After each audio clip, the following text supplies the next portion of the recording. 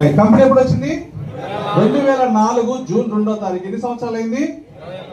పాతది. పాతదా కొత్తదా? మరి 20 కంపెనీ ఏం చేసిందండి? కంపెనీ గ్రోత్ ఎలా ఉందంటే ఒక 2 వస్తువులు ఉండేవి. ఎన్ని? 2 వస్తువులతో స్టార్ట్ అయ్యి ఈ రోజు అంచెలంచెలుగా ఎదుగుతూ సస్టైనబుల్ గ్రోత్ అంటారు. అంటే ప్రతి సంవత్సరం పోయిన సంవత్సరం కంటే ఎక్కువగా పెంచుకోవడానికి సస్టైనబుల్ గ్రోత్. అలా పెరుగుతూ ఈ రోజు 450 వస్తువుల్ని కంపెనీ సొంతంగా మ్యానుఫ్యాక్చరింగ్ చేయగలుగుతారు.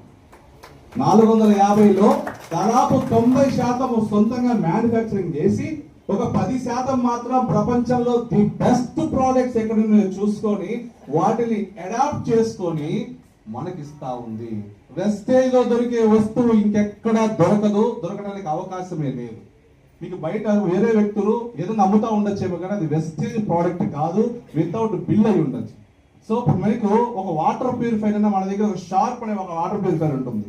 షార్ప్ అనే కంపెనీలో ఉన్నటువంటి వాటర్ ప్యూరిఫైర్ ని మన కంపెనీ అడాప్ట్ చేసుకొని పేటెంట్స్ తీసుకొని నేను తప్ప ఇంకా ప్రపంచంలో ఎవరు అమ్మడానికి లేదని చెప్పి పర్టికులర్ మోడల్ మన కంపెనీలో ఉన్న వాటర్ ప్యూరిఫైర్